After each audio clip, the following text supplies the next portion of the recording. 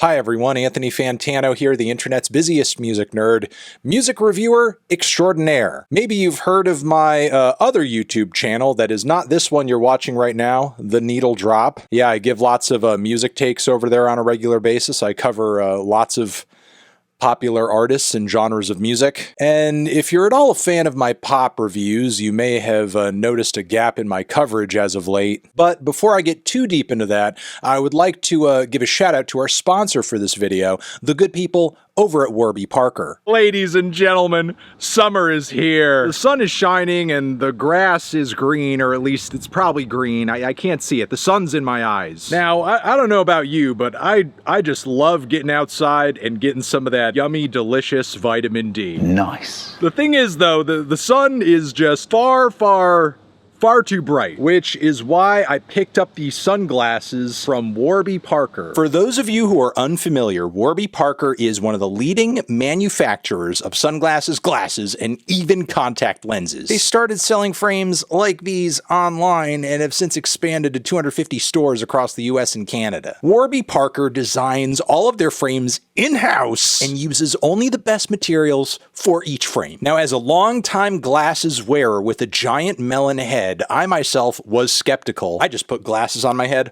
all the time, and they just snap in half or fly off my face. And not only have I not found that to be the case when I put on these Warby Parker sunglasses, but they also make me look like a blues brother, which I like and was going for on purpose. Oh, and one other thing. The checkout process couldn't be easier. Thanks to Warby Parker's virtual try-on tool, I was able to have these frames and try them on virtually and figure out what color looked best on me. Turns out it's black. So if you want to get a new pair of sunglasses or update your old prescription, go to warbyparker.com and save 15% when you purchase 2 or more pairs of glasses or sunglasses using the link down below in the description. Okay, thank you, me, doing that ad. Now I'm back to regular current time me, who is doing this video. But yes, there was kind of a somewhat big and widely discussed pop record that I just didn't really decide to do a review on as of late. That would be the new Camila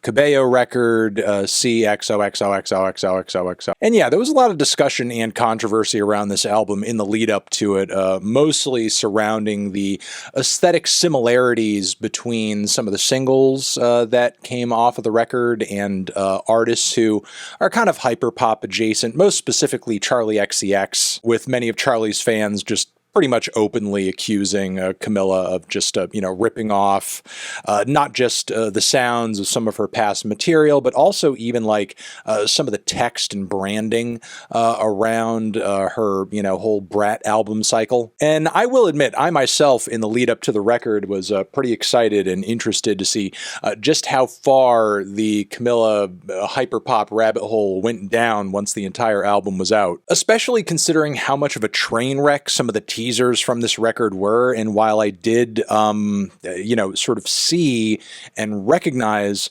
some of those hyper pop, I'll say similarities myself, they were not being executed very well, especially on like the big lead single to the record, I Love It, which I think by the end of the year will truly stand as one of the worst singles to come out of any mainstream album cycle for 2024.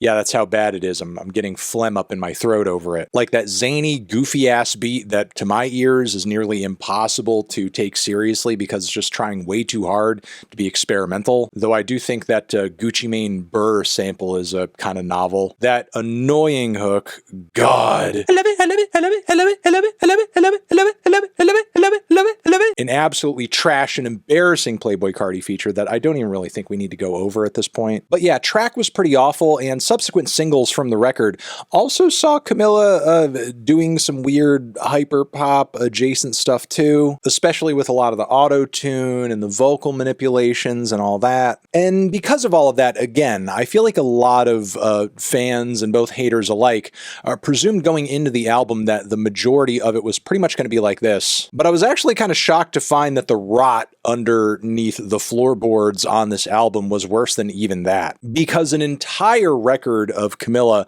trying to essentially hop on a mostly dead experimental pop trend at this point would actually be worth talking about to some degree. But the deeper cuts on the record actually don't even meet that very low expectation. You have absolutely cringe and forgettable interludes, packing out a track list that is already short as is because the record is just around 30 minutes in length. Definitely Camila's most scant and undercooked offering yet lengthwise. There are other terrible and underutilized features throughout the project too. The Lil Nas X appearance is far from one of his best. You also bring on BLP Kosher to tell some kind of story about how your music made him cry. It just comes across as like really weird. JT and Young Miami, presumably because of, everything kind of crazy going on in their personal lives, are credited separately, not as City Girls, even though they sort of like mention City Girls in the rapping. But yeah, Young Miami's appearance on that track is horrible and annoying on the ears. And Camila also provides real estate for not one, but two massive Drake appearances on this record too. One of which he's like completely soloing on his own, which I know this was probably like planned out months in advance. These tracks are most likely old. It's just sort of funny that this all kind of like coincided in a way to where she would be releasing these songs after Drake took one of the biggest L's in hip-hop history for a second time. Yeah, I mean, if there was any point in your career where a Drake feature was not really going to boost your numbers all that much, it's currently right now. On top of that, the other solo cuts on the record a lot of the time are either not stylistically playing to Camila's strengths, or they are very stripped back, boring, drab, bland ballads that don't really offer the lush, colorful, fun, sometimes Latin-tinged instrumentation that made numerous tracks on all of her previous records work so well. It took a couple years for this album to come together, and it's still not really that long or thorough of an exploration of whatever the heck she was trying to do. It's a mess, it's lopsided, it's inconsistent, it is such a nothing burger, and it also kind of makes me reflect on like this greater trend that I'm seeing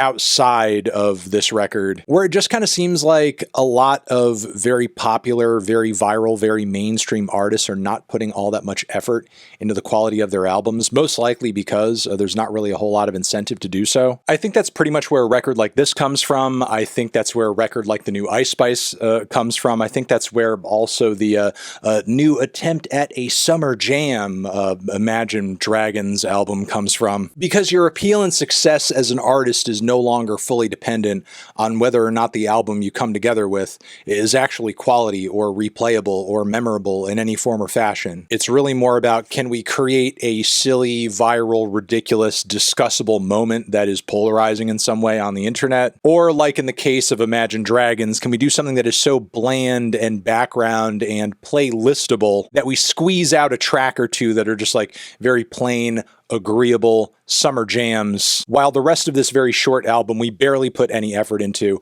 just kind of gets, flushed down the drain. Because whatever, if we make any money on this thing, it's going to be not through people buying it, but streaming it. So like, long story short, really the main reason I didn't cover this record or kind of go into it is that it doesn't really feel like there's a lot to talk about. Because more and more and more, I'm seeing the release of these albums that to my ears just barely qualify as albums. Clearly, like, a lot of forethought wasn't put into how they come together as a whole. And look, I'm not coming on here and like trying to warn all of you or scare all of you about, records like going away completely or dying or whatever. I still hear a lot of albums that actually sound like albums put out every year. In fact, maybe more now than ever, with the fact that more people are releasing music today than at any other point in human history. But at least as far as the mainstream is concerned, I am sort of noticing this trend where it's becoming increasingly clear to label execs, to artists, to producers, and to PR people as well, that a good quality album that you've really labored over doesn't necessarily have to be your key to success.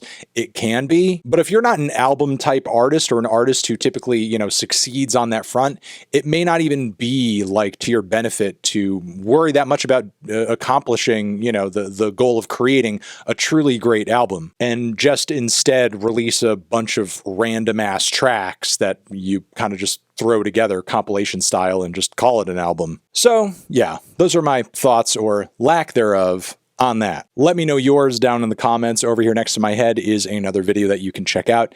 Hit that up or a link to subscribe to the channel. Anthony Fantano, Camila Cabello, forever.